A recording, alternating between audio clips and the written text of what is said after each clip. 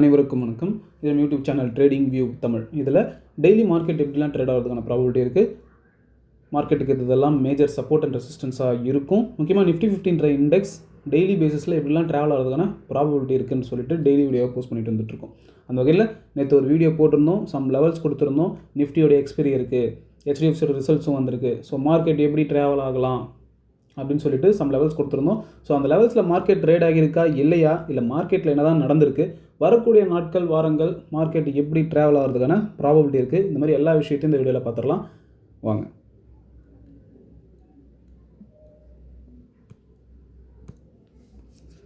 So நேற்று நம்ம என்ன லெவல்ஸ் கொடுத்துருந்தோம் அப்படின்னா, ஃபஸ்ட்டு சப்போர்ட் ஒன்னாக வந்து ஓகே ஃபஸ்ட்டு சப்போர்ட் ஒன்னாக வந்து 23,000, அதுக்கும் மேலே மார்க்கெட் போகுதுன்னா ஃபஸ்ட்டு ரெசிஸ்டன்ஸாக 23,172. சப்போஸ் மார்க்கெட் அதுக்கும் மேலே போகுது அப்படின்னா 23,300, அதுக்கும் மேலே மார்க்கெட் போச்சுன்னா 23,450 வரைக்கும் போகிறதுக்கான ப்ராபபிலிட்டி சொல்லியிருந்தோம்.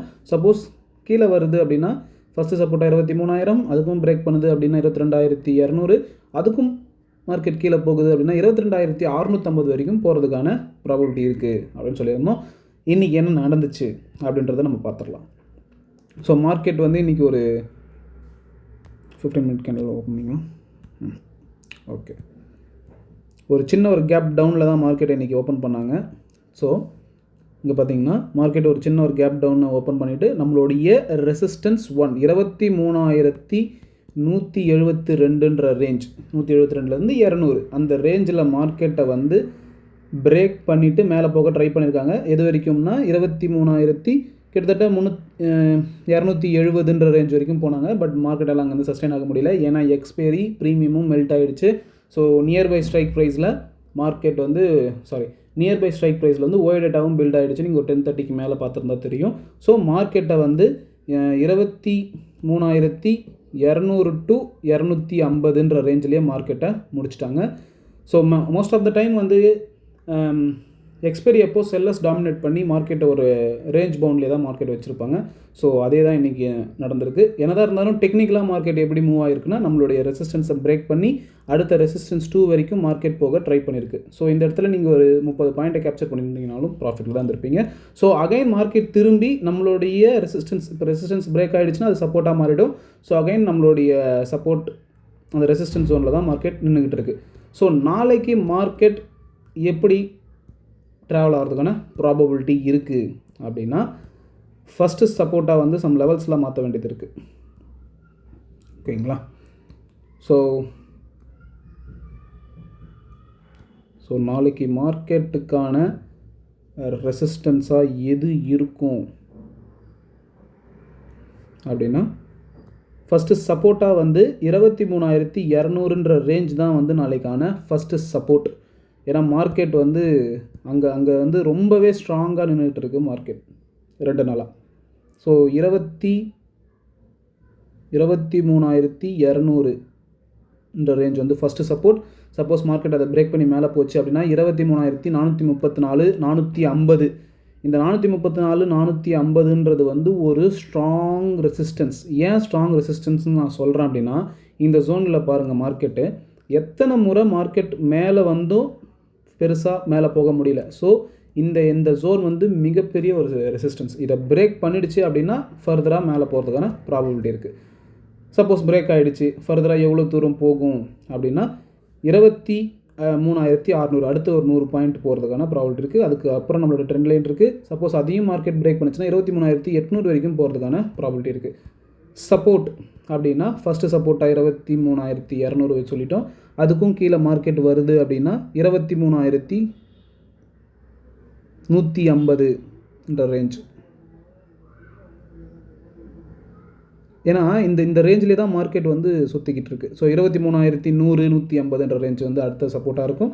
சப்போஸ் மார்க்கெட் வந்து அதுக்கும் கீழே வருது அப்படின்னா 22,970 இந்த ரேஞ்ச் வந்து நல்லா நோட் பண்ணிக்கோங்க. இந்த ரேஞ்சில் தான் மார்க்கெட் டபுள் பாட்டம் எடுத்துகிட்டு இப்போ மேலே போயிட்டுருக்காங்க. ஸோ இது வந்து ஒரு ஸ்ட்ராங் சப்போர்ட். இதை பிரேக் பண்ணிடுச்சுன்னா மார்க்கெட்டுக்கு அடுத்தது 22,800 தான் வரும். ஸோ இதுதான் சப்போர்ட். ஸோ நாளைக்கு ஃப்ரைடே எப்படி மார்க்கெட்டை கொண்டு போகிறாங்கன்றதை நம்ம பார்க்கணும். ஓகேங்களா? ஸோ இதுதான் நம்ம நாளைக்கான லெவல்ஸ். ஸோ இதை ஒரு ஸ்க்ரீன்ஷாட் எடுத்து வச்சுக்கோங்க, இல்லை ஒரு பேப்பரில் நோட் பண்ணி வச்சுக்கோங்க. நாளைக்கு உங்களுடைய ட்ரேடிங் செஷனில் ஏதாவது ஒரு வகையில் யூஸ்ஃபுல்லாக இருக்குன்னா ரொம்பவே நல்லாயிருக்கும். அது மட்டும் பார்த்தீங்கன்னா குளோபலாக மார்க்கெட்ஸ் வந்து நல்லாவே ட்ரேட் ஆகிட்டு இருக்குது. யூஎஸ் மார்க்கெட்லாம் ஆல் டைம் ஹை கிட்ட, நியர்பை ஆல் டைம் ஹையில் தான் இருக்குது. பெருசாக எந்த ஒரு நெகட்டிவ் நியூஸஸும் இல்லை. இப்போது பார்த்தீங்கன்னா மார்க்கெட் ஓவராலாக டவுன் ட்ரெண்டில் இருக்குது. நீங்கள் நல்லா வாட்ச் பண்ணணும். இன்றைக்கி ஏதோ ஒரு HDFC ரிசல்ட்ஸ் நல்லா வந்துட்டு மார்க்கெட் வந்து மேலே போகிடும் அப்படின்ற மைண்ட் செட்லலாம் தயவுசெய்து இருக்காதீங்க. என்ன நடந்தாலும் ஏன் நடக்குது, எதுக்கு நடக்குதுன்றதை தெரிஞ்சுக்கிட்டு ட்ரேட் பண்ணுங்கள். பார்த்தீங்கன்னா ஓவரால் தான் ட்ரெண்டு நான் எடுத்து வச்சுருக்கேன். எந்த ஃபார்மேஷனில் மார்க்கெட் இருக்குன்றதை தயவுசெய்து நீங்கள் பாருங்கள். ஒரு ஹை ஃபார்ம் ஆகுது, அகைன் ஒரு நியூ லோ, மறுபடியும் ஒரு ஹை, சின்ன ஹை. இந்த ஹை வந்து இந்த ஹையை பிரேக் பண்ணல, ஓகேங்களா. அகைன் ஒரு நியூ லோ ஃபார்ம் ஆகுது, மேலே வராங்க. ஸோ இந்த ஹை பிரேக் பண்ணலை. ஸோ அகைன் வராங்க, இந்த இடத்துல மட்டும் பிரேக் பண்ணாங்க, பட் சஸ்டெயின் பண்ண முடியாமல் அகைன் ஒரு நியூ லோவை ஃபார்ம் பண்ணுறாங்க. ஃபார்ம் பண்ணிவிட்டு அகைன் ஒரு ஹை வராங்க, பட் அங்கேயும் மார்க்கெட் வந்து சஸ்டெயின் பண்ண முடியாமல் கீழே வராங்க. ஸோ நாளைக்கு மார்க்கெட் வந்து வரக்கூடிய நாட்கள் ஒரு வாரம் ஃபுல்லாக இப்படி வந்தாலும் ஃபர்தராக கீழே போகிறதுக்கான ப்ராபபிலிட்டி தான் அதிகமாக இருக்குது. ஸோ இந்த மாதிரி தான் வச்சுருப்பாங்க நம்மளுடைய பட்ஜெட் வரைக்கும். ஸோ பட்ஜெட்டில் எப்படி வந்து நமக்கு நல்ல பட்ஜெட் கொடுக்குறாங்களா இல்லை கெட்ட பட்ஜெட் கொடுக்குறாங்களான்றதை பார்த்துட்டு அதுக்கேற்ற மாதிரி மூவ்மெண்ட் கிடக்கும். பட் என்னுடைய கருத்து என்ன அப்படின்னா, பட்ஜெட்டில் நல்ல விஷயம் சொல்லலைனாலும் எந்த ஒரு கெட்ட விஷயத்தையும் சொல்லிடக்கூடாது. ஸோ எந்த ஒரு கெட்ட விஷயமும் சொல்லலைனாலே நமக்கு அது பெரிய நல்லது தான். மார்க்கெட் ரெக்கவரி ஆகிட்டு மேலே வந்துடும். ஸோ அதுக்கு எல்லாமே நம்ம பொறுத்திருந்து தான் பார்க்கணும். இப்போ குளோபலாக பார்த்திங்கன்னா ஜப்பானில் வந்து நாளைக்கு நமக்கு இயர்லி மார்னிங் வந்து ஜப்பானோட இன்ஃப்ளேஷன் வருது. ஒரு 8:30 ஐ திங்க்ஸ் நம்ம நினைக்கிறேன். இயர்லி மார்னிங்கில் வந்து இன்ஃப்ளேஷன் டேட்டா வருது. அது மட்டும் இல்லாமல் அங்கே ஒரு ஜப்பானில் வந்து இன்ட்ரெஸ்ட் ரேட் டிசிஷன் சொல்லுவாங்க, ஓகேங்களா. ஸோ அதுவும் வருது. ப்ரீவியஸாக வந்து அங்கே 25 பேசிஸ் பாயிண்டில் வந்து ஹைக் பண்ணாங்க.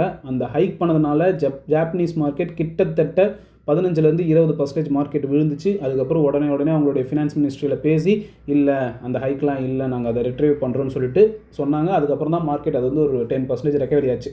ஸோ அதை நோட் பண்ணணும். ஸோ நாளைக்கு முக்கியமான நாளாக இருக்கும். ஸோ என்னதான் மார்க்கெட்டில் என்ன வேணால் நடக்கலாம், பட் நமக்கான டெக்னிக்கல் லெவல் சப்போர்ட் அண்ட் ரெசிஸ்டன்ஸை வச்சு நம்ம ட்ரேட் பண்ணோம் அப்படின்னா கண்டிப்பாக மார்க்கெட், இதை நான் நோட் பண்ணிக்கோங்க, 10 நாளில் 7-8 நாள் வந்து மார்க்கெட் டெக்னிக்கலாக தான் மூவ் ஆகும். அந்த 7-8 நாள் டெக்னிக்கலாக மூவ் ஆகிற மார்க்கெட்டில் நம்ம ஒரு 2 நாள் ட்ரேட் பண்ணி ப்ராஃபிட் பண்ணாலே எண்ட் ஆஃப் த மந்தில் நம்ம ப்ராஃபிட்டில் இருப்போம், ஓகேங்களா. ஸோ நீங்கள் டெக்னிக்கலாக ஸ்ட்ராங் ஆகிடுங்க. நிறைய விஷயங்கள் இருக்குது, நான் என்னோடய வீடியோவில் எல்லாத்தையுமே சொல்ல முடியாது, எனக்கும் எல்லாமே தெரியாது. அதனால் மோஸ்ட் ஆஃப் த டைம் டெக்னிக்கலாக தான் மார்க்கெட் ட்ரேட் ஆக போகுது அப்படின்னா நம்ம டெக்னிக்கலாக நம்ம வந்து ஸ்ட்ராங் ஆகிட்டுன்னு வச்சுக்கோங்களேன். அதில் ஏதாவது ஒரு 2-3 ட்ரேட்ஸ் வந்து நம்ம ப்ராஃபிட்டாக பண்ணிக்கலாம். ஸோ அவசரப்படாமல் பொறுமையாக ட்ரேட் பண்ணுங்கள். மார்க்கெட்டு எப்பயுமே சொல்கிறது தான் நம்ம சேனலில், மார்க்கெட் ஏறும்போது பொறுமையாக தான் ஏறும், இறங்கும் போது தான் சடன் ஃபால் இருக்கும். எப்பப்போலாம் மார்க்கெட் நீங்கள் ரீசெண்ட் டைம்ஸில் பார்த்தீங்கன்னா மார்க்கெட்டை வந்து எப்பப்போலாம் ஏற்றுறாங்களோ பொறுமையாக, அதுக்கப்புறம் சடன் ஃபால் இருக்குது. ஸோ பொறுமையாக ஏற்றுறாங்க, சடன் ஃபால் கொடுக்குறாங்க. அகைன் இப்போ பொறுமையாக ஏற்றிக்கிட்டு இருக்காங்க. சடன் ஃபால் கொடுப்பாங்களா இல்லை ஒரு சப்போர்ட் எடுத்துகிட்டு ஃபர்தராக மேலே போவாங்களான்றதை நம்ம வெயிட் பண்ணி பார்க்கலாம். ஸோ உங்களோட ரியல் மணி வச்சு ட்ரேட் பண்ணுறதுக்கு முன்னாடி ஒரு 3 months பேப்பர் ட்ரேடிங் பண்ணுங்கள். பேப்பர் ட்ரேடிங் பண்ணும்போது தான் மார்க்கெட்டில் என்ன நடக்குது, அதுக்கு நம்ம எப்படி நடந்துக்கணும், எல்லா விஷயமும் உங்களுக்கு தெரிய வரும். ஸோ ப்ராப்பராக 3 months பேப்பர் ட்ரேடிங் பண்ணிவிட்டு உங்களுடைய ஃபினான்ஷியல் அட்வைஸரை கன்சல்ட் பண்ணிவிட்டு எப்படி இன்வெஸ்ட்மெண்ட் பண்ணலாம், எப்படி ட்ரேட் பண்ணலான்ற பிளான் பண்ணிக்கோங்க. ரொம்பவே கேர்ஃபுல்லாக இருங்க. பார்க்கலாம் நாளைக்கு மார்க்கெட் எப்படி ட்ரேட் ஆகி முடியுது. வீக்லி அனலைசிங் ரிப்போர்ட்டில் நம்ம போன வாரம் என்ன சொன்னோம், இந்த வாரம் எப்படி நடந்து முடிஞ்சிருக்கு, வரக்கூடிய வாரங்கள் எப்படி ட்ராவல் ஆகிறதுக்கான ப்ராபபிலிட்டி இருக்குது, இந்த மாதிரி எல்லா விஷயத்தையும் நான் சண்டே வர வீடியோவில் பார்ப்போம். ஸோ சேஃபாக இருங்க. சில விஷயங்களுக்கு டைம் எடுத்துக்கணும், அந்த டைமை கொடுக்கணும். ஓவர் நைட்டில் ஒரு 40 வீடியோவை பார்த்துட்டு நாளைக்கு ஒரு 2 லைனை மட்டும் சும்மா எங்கேயோ ஒரு 2 லைனை போட்டுட்டு ட்ரேட் பண்ணலாம் அப்படின்னு இறங்குனீங்க அப்படின்னா கண்டிப்பாக லாஸில் தான் இருப்பீங்க. ஸோ டைம் ஸ்பெண்ட் பண்ணுங்கள். டெய்லி ஒரு 10 to 15 minutes தான் பெருசாக. இப்போ இந்த கிராஃபில் நீங்கள் என்னத்தை பார்த்துருவீங்க, 24 மணி நேரத்தில் முடிஞ்சு போச்சு, 3:30 மணிக்கு முடிஞ்சு போச்சு. இதில் போயிட்டு நீங்கள் என்ன பார்ப்பீங்க? மிஞ்சி போனால் அந்த இந்த ஹை என்ன லோ என்ன, ப்ரீவியஸாக வந்த ஸ்விங்ஸ் எங்கே இருக்குது, இது தவிர்த்து இதில் என்ன பார்க்க முடியும், எத்தனை ரெட் கலர் கேண்டில், எத்தனை க்ரீன் கலர் கேண்டில், எவ்வளோ வால்யூம் இருக்குது, இதெல்லாம் பார்க்குறதுக்கு 10-15 நிமிஷம் தான் ஆகும். பட் நீங்கள் அந்த டெய்லி 10-15 நிமிஷத்தை நீங்கள் அதுக்கு ஸ்பெண்ட் பண்ண ஆரம்பிச்சிட்டிங்கன்னா நீங்கள் ஒரு மந்த்து கழிச்சு பார்த்தீங்கன்னா கண்டிப்பாக மார்க்கெட்டோட ட்ரெண்ட் உங்களால் அனலைஸ் பண்ண முடியும். டைம் ஃப்ரேம்ஸில் எப்படிலாம் ரியாக்ட் ஆகுதுன்றதை கண்டிப்பாக உங்களுக்கு கற்றுக்க முடியும். பட் ஆனால் ஒரே நாளில் எல்லாத்தையும் கற்றுக்கணும் அப்படின்னா அதுக்கு வாய்ப்பே கிடையாது. ஸோ ஒரு பிஸ்னஸாக பாருங்கள், ஏதோ ஒரு இடத்துல காசு கொட்டிக்கிட்டு இருக்குது, நம்ம ஒரு 10,000 எடுத்துகிட்டு போய் மார்க்கெட்டில் கொட்டினா நமக்கு அது இன்னும் ஒரு 20,000 கொடுக்கும், எனக்கு பிரச்சனை இருக்குது, கரண்ட் பில்லு கட்டணும், அது அந்த மாதிரி தாட்ஸ்லாம் தயவுசெய்து வராதிங்க. அப்படிலாம் வந்தீங்க கண்டிப்பாக லாஸை தான் ஃபேஸ் பண்ணிட்டு போயிடுவீங்க. ஃபேஸ் பண்ணிவிட்டு இது கேம்லிங் இதெல்லாம் சரிப்பட்டு வரல அப்படி இப்படின்னு சொல்லிட்டு உருப்படாமல் ஆக்கிடுவீங்க.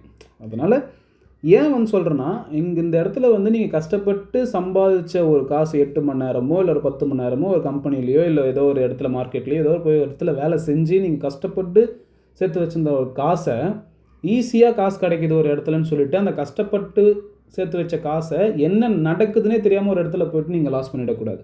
அதோடைய ரீசன் தான் நான் சொல்லிக்கிட்டு இருக்கேன். ஓகேங்களா? ஸோ சேஃபாக இருங்க, சேஃபாக ட்ரேட் பண்ணுங்கள், ஓவர் ட்ரேட் பண்ணாதீங்க. எமோஷன்ஸ்லாம் மார்க்கெட்டு கிடையாது. ஸோ நிறைய வீடியோஸ் போட்டிருக்கோம்.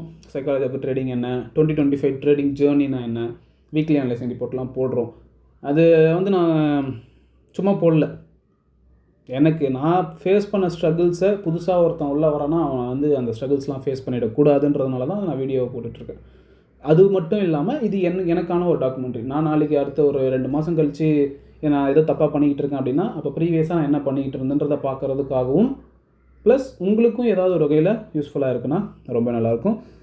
இந்த லெவல்ஸ்லாம் மார்க்கெட் ட்ரேட் ஆகணும்னு எந்த ஒரு அவசியமும் கிடையாது, அப்படி எக்ஸ்பெக்ட் பண்ணவும் கூடாது. ஸோ நீங்களும் ஒரு பர்சனல் இன்ட்ரெஸ்ட் எடுத்து தயவுசெய்து மார்க்கெட்டை டெக்னிக்கலாக அப்ரோச் பண்ணுங்கள். கண்டிப்பாக உங்களுக்கும் ஒரு பெட்டரான பாயிண்ட் ஆஃப் வியூவே வரும். அது நம்ம வீடியோவை விட உங்களுக்கு பெட்டராக கூட வரலாம். அது கூட நம்மளுடைய வீடியோஸ் ஏதாவது ஒரு வகையில் யூஸ்ஃபுல்லாக இருக்குன்னா ரொம்ப நல்லாயிருக்கும். ஸோ பார்க்கலாம். சேஃபாக இருங்க. நன்றி, வணக்கம்.